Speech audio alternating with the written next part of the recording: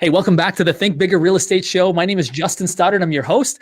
And my goal and my mission really is to help you think bigger and grow yourself so that your business can follow suit. I know that when that happens, you're going to have more options, including the ability to have a greater impact, which is, I think, fundamental for any of us that want to have a great life. And I'm excited today to have a fellow big thinker with me today, actually from Nashville, Tennessee. Let me tell you about him here in just a second, but the topic we're going to cover is housewarming parties and what a gold mine they can be if done right. So I'm excited to have Josh Anderson of Josh Anderson Real Estate Group with me today. Josh actually started his business in 2006, which is probably what some would see as an inopportune time to get into the real estate industry, but he's thrived. He's 86 million in volume last year between 4 agents. They did about 215 transactions. And his business is 75% referral, past clients. So he obviously does some things very, very right and well. And Josh, I'm excited to have you here pouring value into the Think Bigger Real Estate audience. Thank you for your time today. Absolutely. Thanks for the opportunity. Yeah. I know Josh came highly recommended from a friend of mine. And Josh has, let me just kind of lead with this. Josh has a great business that services a lot of referrals from agents, gives and receives. So if you ever have business in Nashville and you need a great agent, Josh is your guy. So kind of get that out of the way. So Josh, you, aside from being a dad of 2 young boys, which I'm sure keeps you on your toes at home, got a very robust real estate team. Tell me, how do you keep balance between the two? That's a passion of mine, is home life, being a great leader in the home and outside of the home. So tell us kind of how you found balance among the two. Yeah, I don't know that I believe in balance, but I think that there's a lot of counterbalance that goes on. Yeah. And it's one of those things that you just work around. I work our schedule. Very rarely do I work after hours. I don't do a whole lot of weekends. One of it's just doing it. And there's times when we have to be in really good communication with husband and wife, and as far as who's grabbing the kids or. I love it. That helps. Sounds like you've got a great partner in crime.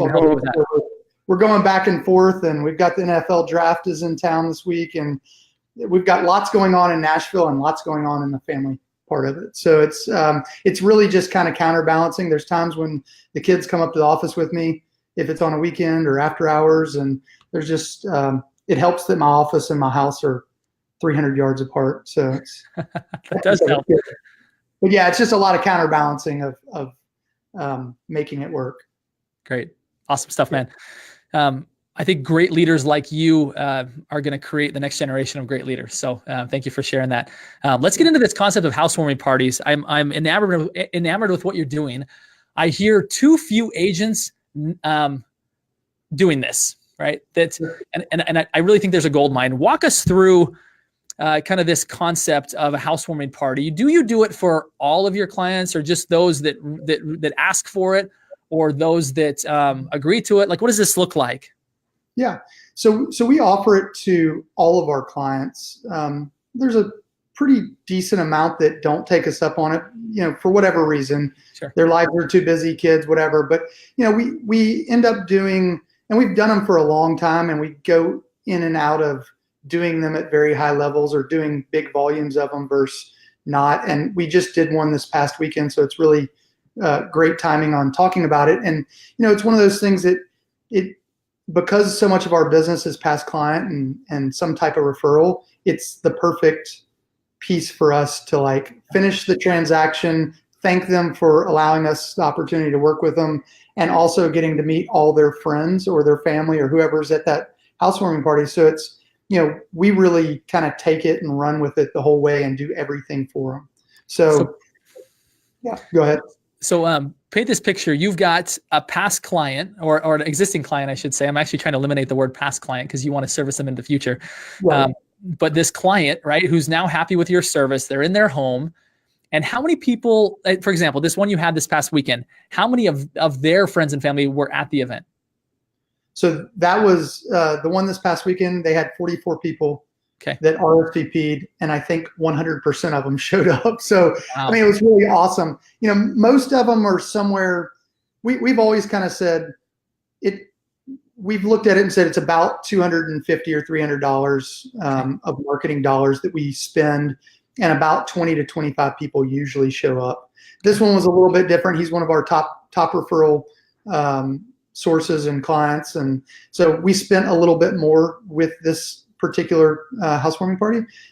So we had more people, more food, more drinks, more everything.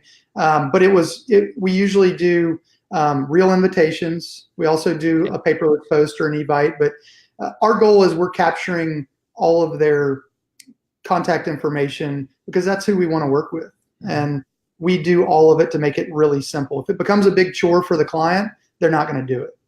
The whole idea is we're selling it as, and we sell it throughout the transaction. We kind of tell them, hey, halfway through the transaction, this is going to be so great. Once you guys get settled in, we're going to do the housewarming party for you guys. Y'all aren't going to have to do a thing. So we kind of talk throughout from start to finish and after. And so this particular housewarming party was, it was probably 2 to 2.5 months post-close. Mm-hmm. So it gave them plenty of time they did a couple of things after closing. And so it gave them time to do that and really get settled in. And the house is really where they wanted it to be to entertain and have people over. So, but yeah, we do invitations. We do the email invite. We call them. We text them. We just want to make sure that everybody shows up that is supposed to be showing up. So it's a good turnout and it's a win for everybody. So you get from them kind of a client list or guest list. Then you guys reach out and say, hey, on behalf of our client, we're hosting a housewarming party for them. They've requested that you be there. We'd love to have you. And then follow up with, of course, phone calls and emails, just like to remind them. I'm assuming that's kind of what that looks like, logistics. Yep. Yeah, and it's nothing about real estate. It's literally just reminding them and making sure it's on their calendar. And there were 3 of us that were there from the team, and that's partly key. Also, is somebody from the team has to be there. Yeah. And it doesn't necessarily have to be me. I happened to be at that one because it was a friend. And it was during the day on a Saturday. It was from 12 to 4, and it was just awesome. We had it catered. We had Chewies. So we do. When we first started out, people were throwing out all kinds of crazy ideas. So we do themed parties. So it's Mexican, barbecue, or pizza, just to make it really simple. And from there, that kind of creates the whole theme of the party. So Mexican food, Mexican beer, margaritas, all of those things. I love it. So compare that, Josh, with 4 hours that people spend at an open house where you're hoping to get a few people to come in and potentially have some buyer leads. But again, these are cold leads. I'm not downing the open house strategy. I think it's a good one, right? Right. But now you're like, there's proof of concept all around you. You're standing inside what you did for this client. Sure. And you're with them. Like typically when people come in an open house, they come in for a few minutes, right? Maybe they stay 30 minutes if they love the place and there's really an engaging conversation, but you don't get a lot of time with them. You're saying that there's a several hour period of time that you have a chance to interact with these people. What typically comes from that? Yeah, we pretty much always get at least a couple of referrals out of it because like you said, it's proof of concept. We're inviting their friends. So it's a really easy conversation. And we probably had, at least 10 real estate conversations, and those were all woven kind of into other conversations.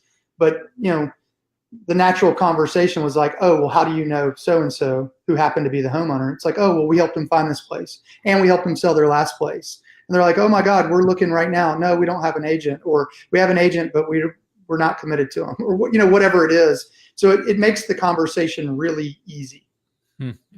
Man. And yeah, again, very different, right? It's very warm. And for the same amount of time and energy, maybe a little bit more money, but for the same amount of time and energy as an open house, I mean, I'm already talking to people that are my ideal clients because I already know who my current client hangs out with. And it's just a built-in network of these are leads. And even if they're not now business, it's still the type of clientele that I want to work with. Because you've mailed them something. You've got their name, like both spouses. You've got the email address. You've got the mailing address. Like you've got everything you need. And like you said, they're peers of somebody who's been a good client already. So you've already qualified them as in the right demographic of people that you relate well with and you serve well with. Like there's so many reasons why this makes so much sense. Yeah. And I think nobody does it. And I'm happy to provide whoever wants it at the end of the show. We've got a housewarming checklist. Cool. So it's pretty simple, but it's one of those things that it just helps kind of hit all those check boxes of making sure, when we go to these events, we do everything, we bring everything, whether it's, like this client in particular really wanted Sonic Ice. Like that was one of his things. He doesn't like red Solo cups, so we didn't get red Solo cups. He's in the music industry, and there's a song about red Solo cups. So anyway, it's stuff like that, knowing all of those things. And we bring koozies that are branded, and we bring, our cornhole boards that are branded, and just, a tent that has our name on it. So it's all like little pieces that are branding us. Man, that'd be golden if you could share that. I'll put that for those that are listening in the Think Bigger Real Estate Facebook group. I'll upload that in there so everyone will have access to that. Really, really valuable stuff. Is there when you say agents typically like don't do this or don't do it consistently, is there some of the reason why they don't? Some of the reason why you guys had to overcome something that made this easy, other than and maybe it's just the checklist. You just had to figure out the system so that you could do it. But is there anything else that people might be missing? They might run into a wall and be like, "Oh, this is harder than I thought." That you guys were able to overcome. Yeah, I think it's just a system and a process, and we have the leverage of doing it. So being a team and having administrative people that can help us in the background set it all up makes a big difference. So one of our my listing coordinator was the bartender for that. That's what she used to do. So like that was built in. She helped bring some things over, and I went over there Saturday morning at 9 a.m. to make sure certain things were there. And so it's all those things help. And I think that that's overwhelming for an individual agent. Yeah. And the idea of putting it all together when they could be lead generating, what really they don't understand is we were lead generating. Yeah. And we get the lead follow up, and we knew some of them. Now we know all of them, and it's easier to send out an email and a thank you from that. So I just think that a lot of agents individually don't have the time or energy to do it, or they don't think that it would be a good use of their time. It's just something we kind of stumbled on because early on I was helping a lot of first-time buyers, and they happened to be friends of mine. And I was like, hey man, you know what we should do? Once you move in and get settled in, we should just have a party over here. And then it kind of turned into a housewarming party of like being strategic about it. Yeah. So, man, yeah. Such great wisdom. I really, really appreciate it, Josh. This has been awesome. And I know there's a number of topics that we could talk about, that we could extract from you that'd be wildly valuable for the audience. So I'm going to extend here to where I have all kinds of witnesses. I'm going to invite you back to be on the show at a later time because I feel like there's tons of value that you can offer people. And again, super grateful for this bit of nuggets that you've given us on housewarming parties. It's fantastic. So again, I'm going to put up here on the screen, if I haven't already, I don't think I have yet, how to get a hold of Josh's team. So info@joshandersonrealestate.com. Is that right? Did I put that up right? It looks like Perfect. Josh. Okay, awesome. So please reach out to Josh if you have any business in and around Nashville. What a tribute to this level of service that you offer, right? Your clients will obviously have a good experience if you're willing to throw a party for them afterwards, and they're willing to put all their friends in front of you. So it's a good testament to the kind of service and business that you guys have. So again, I want to thank everybody today for tuning into this episode of the Think Bigger Real Estate Show. Having people like Josh just cements the value that I could bring to all of you. So thank you again, Josh, for your time and attention today. And I look forward to connecting with you again soon, man. Thanks. Have a great day.